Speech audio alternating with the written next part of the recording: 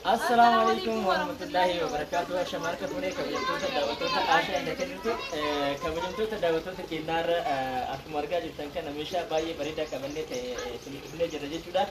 Meeshaan kun meeshaa obboleessa keenya maqaan isaa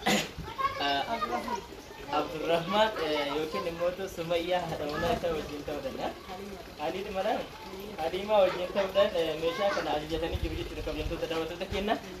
kabajamtoota daawwattoota keenya warroonni chaanaalii keenya kana afaaraa taatan subscribe gochuun gara chaanaalii keenyaa koottaa warroonni maamila keenya taatan immoo kabajamtoota hiriyoota keessanii share godhaa isin jenna. Egaa meeshaan isin argaa jirtan kun meeshaa baay'ee gugurdaadha.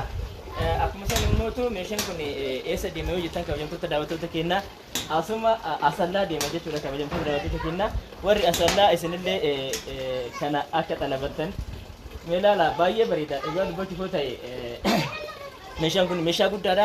Akkuma san immoo meeshaa qulqullinaan hojjetamedha. Tokkoon tokko gatii isaa isinitti himna.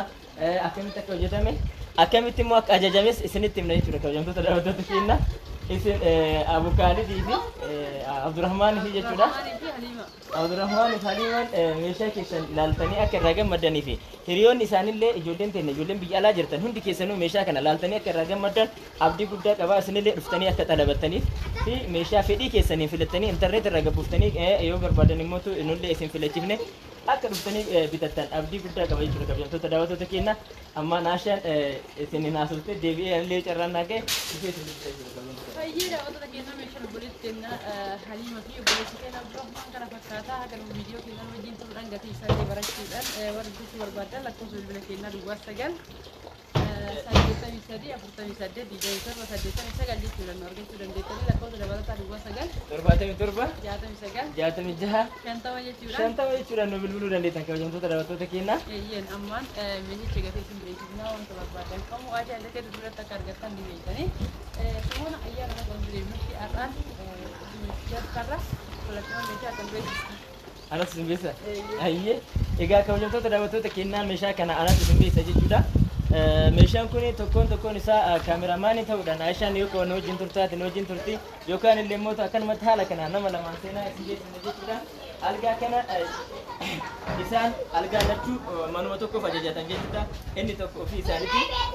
Isa tokko mootummaatiidhaaf natti fakkaate yeroo akkaataa isaa algaa ajajatan hin beekne. Haa ta'uutii garuu algaan kun bal'inni isaa jechuudha meetira 50dha. Haa ta'uutii meetira 50 yeroo ta'u guddinni isaa haala kanaan hojjetamee dabiliidha. Yoo xiqqaate raas keessaa kan nama lamaan ol fuudhanii hin danda'ani yoo xiqqaate nama sadiin dargaggeessa sadii kan hunda jabaa qabuun ol fuudhama jechuudha. Kana yoo isiniin jedhu meeshaan kun qulqullinaan hojjetama. Ogeessa baay'ee ogummaa isaa gonfatanii hojjetama jechuudha kabajamtoota daawwattoota keenya. Kanaaf kabajamtoota daawwattoota keenya kana fakkaata. Egaa algaan kun akkuma argitan algaa lama qabdi jechuudha. Abdurrahmaan algaa lama qabanii algaan isaanii akkuma argitan kana dabiliidha. Kunis keessatti geettidha. Addatti kunillee geettidha. Akkuma argaa jirtan gamaa gamanaan geetti qaba. Asumatti mootu kun hin banama. Waan feetan keessa kaa'uu dandeettu jechuudha kabajamtoota daawwattoota keenya. Inni kunis asiin hin banama. Haala kanaan gadi baay'ee fagoodha. Waan fedhan meeshaa gurguddaa meeshaa gara abbaa manaatii fi haati manaa qofti iddoo kanaa fuudhan itti agarsiisuudhaan itti kaa'achuun hin dandeessan jechuudha kabajamtoota daawwattoota keenya. Itti aansuudhaan kunillee akkasumatti haala saniin hojjetamee jira. Algaan kun komodiinoo lama qaba jechuudha kabajamtoota daawwattoota keenya. Komodiinoo lama haala kanaan itti hojjennee fi jira. Komodiinoo saddeet geetii akkana kanaan isa maachii goonii fi hojjenneera jechuudha kabajamtoota daawwattoota keenya. Meeshaa kana yeroo hojjennu hin jennee miti nuti yeroo hojjennu ajajaan hojjenna jechuudha kabajamtoota daawwattoota keenya. Ajajaan yeroo isin hin jennu intarneet irraa buuftanii asuma nutti isin filattanii nu ergitanii nullee isiniif haala sadii hin kenna. Itti aansuudhaan ammallee doolaaba qaba jechuudha.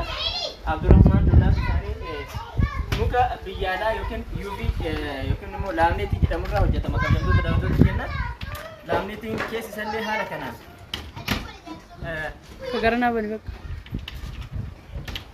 Haala kanaan hojjetamee keessi isallee duubni isallee wal fakkeessinee hojjenne jechuudha.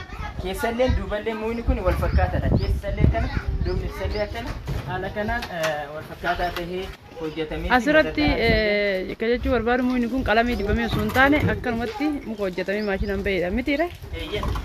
Ifa godhuutii qabdee. Muyni kun waan geettiin itti bahee hin qabu. Muyni kun keessi isallee duubni isallee akkuma isiniin jedhe wal fakkaataadha. Madardaraan isallee isumarraa akka hojjetamedha. Gatiin isaa qarshii kuma 45 jechuudha kabajamtoota daawwattoota keenya. Kana fakkaata bu'aa olaanulleen haala kanaan qaba. Konfortii adda addaa bittileefi meeshaalee adda addaa gubbaa kana kaasuu dandeessu. Haaluma argaa jirtan kanaan duubni isallee keessi isallee kan duubaa isallee kanuma isaa akkana fakkaatuun hojjetamee fiira jechuudha. Duubni achaanullee jechuudha. Daawwattoota keenya meeshaan kun haala kanaan qulqullinaan hojjetamee fi baay'ee bareedaa ta'e hojjennee fi jirra jechuudha. Kabajamtoota daawwattoota keenya baay'ee bal'aadhas akkuma san waan fedhan fidanii keessa kaa'uu danda'u jechuudha. Itti aansuudhaan obboleettiin teennaa obboleessi keenya Abdurrahmaan biffee qaba jechuudha. Biffeen isallee haaluma kanaan hojjetamee fi bifa kanaan hojjetamee fi baay'ee bareedaa ta'een hojjetamee jira jechuudha. Kabajamtoota daawwattoota keenya.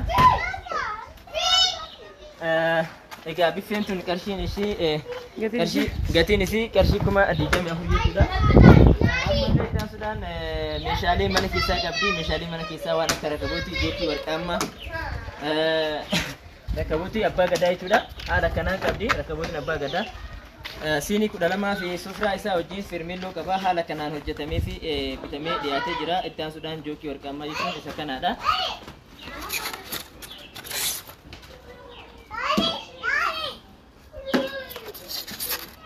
Gatii isaa wajjin jookii warqaammaan qarshii 2,000, rakabootiin abbaa gadaa qarshii 3,500, siinii 12 fi firmilloo sufraa isaa wajjin jechuudha. Kabajamtoota daawwattoota keenya.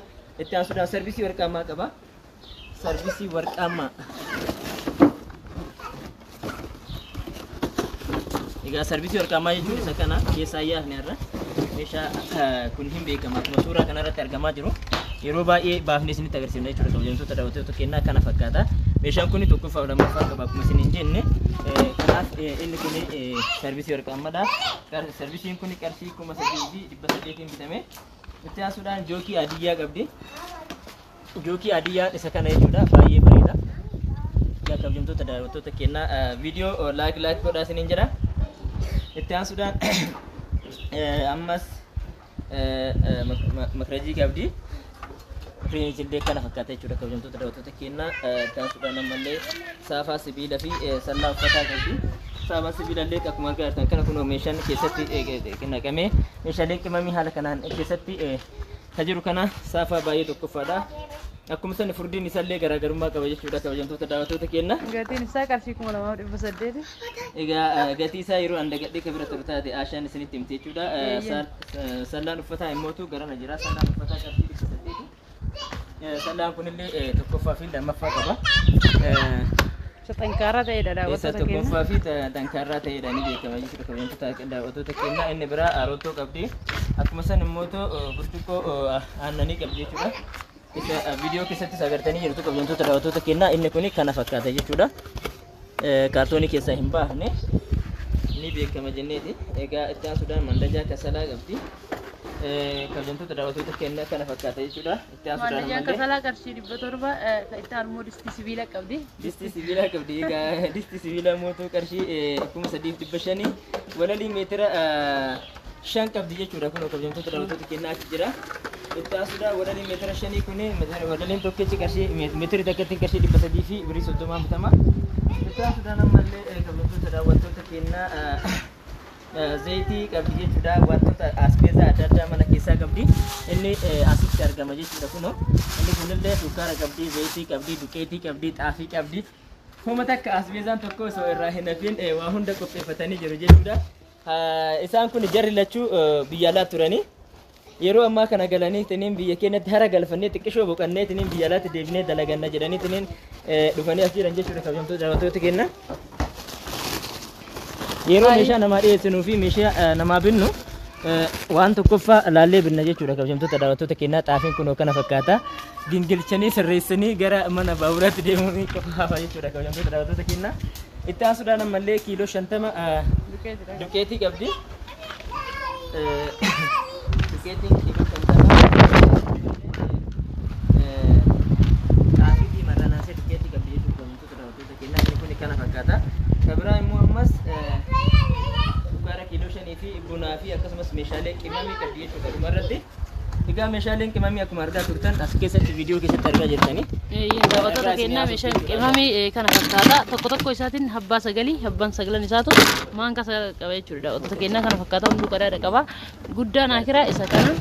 qaama carrashaan mootu isii tana jechuudha. Otoo kennaa kana fakkaatan qarshii kuma sadii dhibba shanii share like subscribe gochuudha. Viidiyoo sana raawwatu dha. Otoo kennaa kana fakkaatan meeshaan obboleetti kennaa fi obboleessa kennaa jechuudha. Otoo kennaa akka viidiyoo dhumaan hojii turuu keessanii guddaa isin galateeffannaa meeshaan irra qabannee dhufni kana fakkaatadha. Otoo kennaa shaanxaa immoo eessaa fiddan akka hin jenne shaanxaa yeroo galanuu wanni itti meeshaan itti baay'ateenna nu bira dhiisanii deemanii meeshaa isaanii wajjin gara biyyaatti geessuuf jennee jechuudha. Otoo kennaa ammaan gara kiyyaa xumuree jira. Assalaamu alaykum warahmatullaahi wabarakaatuh. Otoo kennaa makiinaan dhufee haala kanaan nu eegaa jira.